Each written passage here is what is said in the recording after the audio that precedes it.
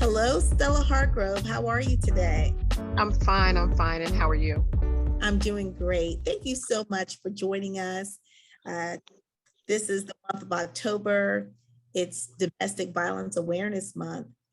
Tell, tell us why this month is so significant to you.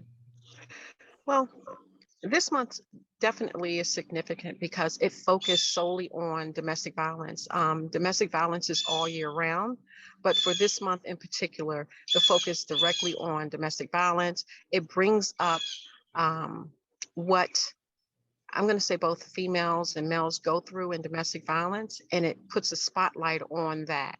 I have to thank you and your office so much for everything you do, because I know that you are one of the people who not only focus on this month, but the entire year.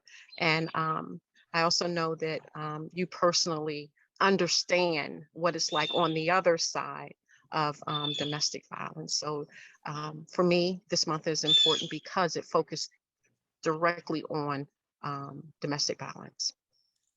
And so, for you personally, I know that you have your own personal experience. Do you mind sharing that with us? Uh, Sure. My first husband and I was my abuser.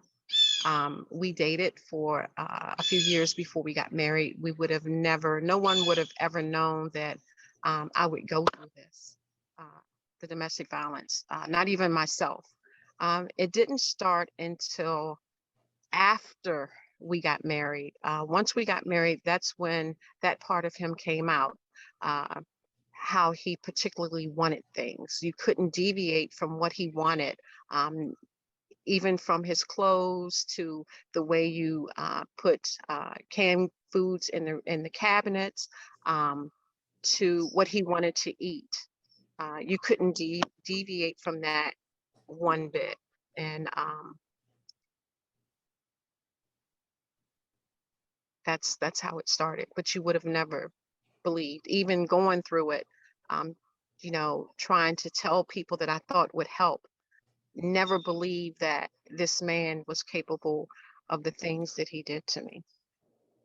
You know, we're told that it takes sometimes 7 times, or really, let's say survivors, 7 times to attempt to leave before they successfully leave an abuser. So it is so important for family, friends, colleagues, those who victims reach out uh, to be patient, to believe them, to understand that they may return, but that they still need support. Um, how did you, because I know, and we've spoken before, that the abuse was physical, financial, verbal, it was emotional, it was all of those things. Um, what made you decide to leave, and how did you get the strength to leave? Um, my husband, this is kind of getting to the end without going through everything. My husband, even though he was abuser, he wanted to have a child with me. Um, the other important thing was that he had total control of me. I was away from family. I had friends, but those friends didn't believe that he was actually doing these things to me. So um, he had beat me so bad one time, and I just asked him, if you want to have a child with me, why are you beating me in my body? Because it would never be face. We were in the military, it would never be anywhere because we wore our clothes down to our elbows, our sleeves. It would never be where someone could see the bruises, and I had many bruises.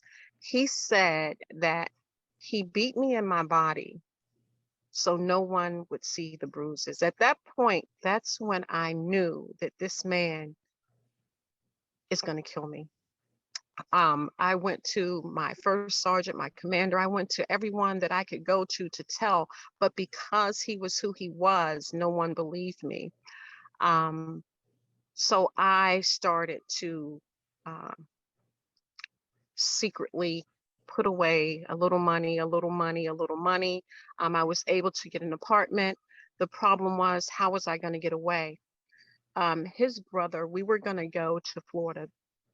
That's where they're from, and visit the family. And his brother was coming, who was also in the military. And when he came in, he saw me, and he was like, what's going on? What is this? And when I told him nothing, he says, no, I can see that there's something going on. And when I told him, that I wanted to leave, he's the one that helped me get away. He helped me get away by um, me saying that I was sick. And even though I was sick, his brother wanted me to go with them. And he says, nah, leave her here. Let her go. She's fine. We're only be gone for a couple of days. So he helped me get away. We still speak to this day. He still asked if I'm okay. He's my lifesaver, true lifesaver. You know what? I've heard you speak, several times, and you are so gracious to share your story. And every time you share your story, I learn something new. And Stella, you are so strong, and thank you. I know you know, one of the ways you were abused is by strangulation. And, you were such a big part of an important bill that we got passed in Annapolis to make strangulation a first-degree felony. And it meant a lot that the voice of a woman of color was given the type of, just important consideration, value, that when you spoke, you could hear a pin drop in the room.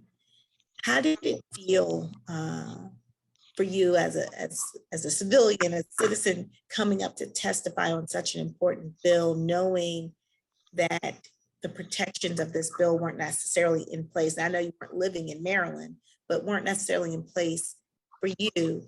But what does this mean to you in terms of your ability to help others? What I've learned when I first told my story was, I always say the secrets we keep, because we don't tell what we've gone through. We always keep it a secret because of shame, because of being afraid. And if we tell, and that abuser will attack us again. But what I've learned was, by telling my story, the women, the men who come up to me and have gone through some things similar, or they ask me questions of how can they get away, or what they're going through. For me, I look at,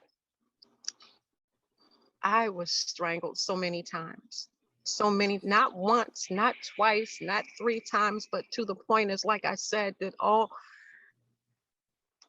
you black out and you don't know if you're going to wake up. You wake up and your clothes are, so many times. And it's like you said, you don't see the marks. Sometimes you don't see the marks. So it was important that bill got passed to me, not only for me, but for the females and the men and the children after me, because we have young adults that are going through the same things and don't understand that they are being abused.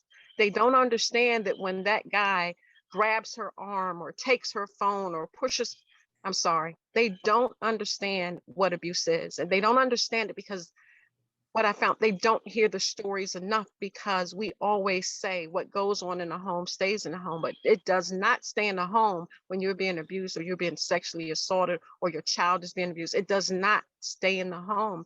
And what we need to do, and I know I'm getting off subject, we need people to hear, listen, and understand what is being said. We need the other things. There was many times that I may have gone to the doctor or someone and they asked me if I was being abused. My shame kept me from saying that I was being abused, my shame. And so that it was important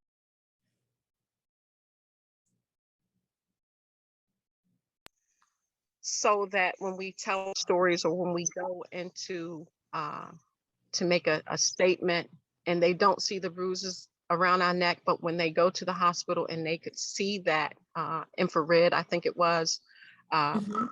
see that bruise, they could see the strangulations, they could see the hand marks around your neck. So it was important for these people not just to get a slap on the hand, but um, for stronger steps to be taken against them.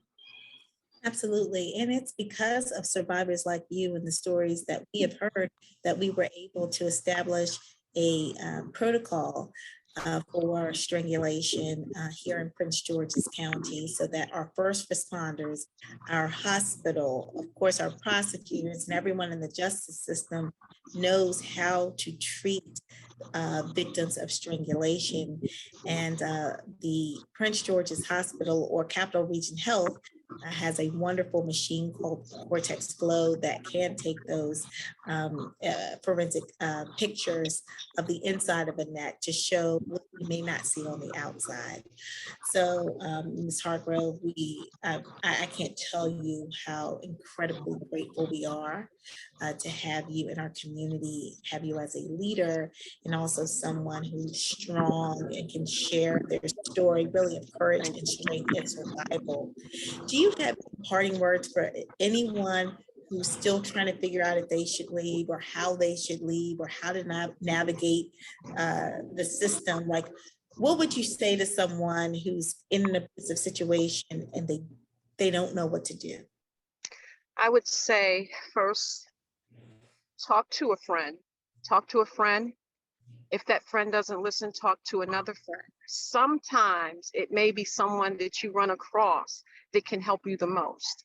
If you happen to go to a hospital and they asked if you were abused, that's a safe place. Understand your safe places and speak up that yes, you are being abused. That is the first place that can help you.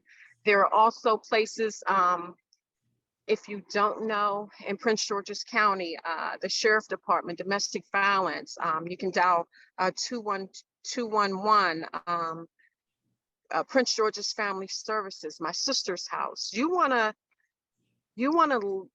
plan your leave, but plan your leave with a plan.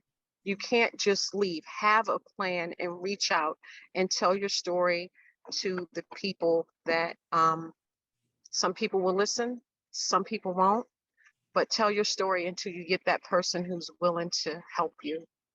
Listen, and don't be ashamed. Don't be ashamed. That's their strength. You being ashamed is their strength. So tell your story. That is such a powerful way to end this discussion. You're absolutely right. And so when you bring things out into the light, you take back that power and that strength. So thank you so much, Ms. Hargrove, again, for being such a wonderful leader and example for so many women and men and men. We can't forget about our brothers who are also out there who are dealing with violent situations. So we appreciate the fact that though you as a woman experience violence, you recognize that men also have the same vulnerabilities and the same issues that sometimes we go through. So thank you for being compassionate to them as well. So I appreciate this discussion, and I know that we're going to see each other a great deal during the month of October and throughout the year. And thank you again for all the great work that you're doing for our community. State's Attorney Braveboy, I want you to understand how much you are appreciated and how much work I've recognized. And I know if I recognize, other people recognize the work that you are doing, and you are greatly appreciated. And please continue to do everything that you do. You do so much. So it's not just one area, you do a lot, and you are appreciated, and I appreciate you. Thank you. Thank you.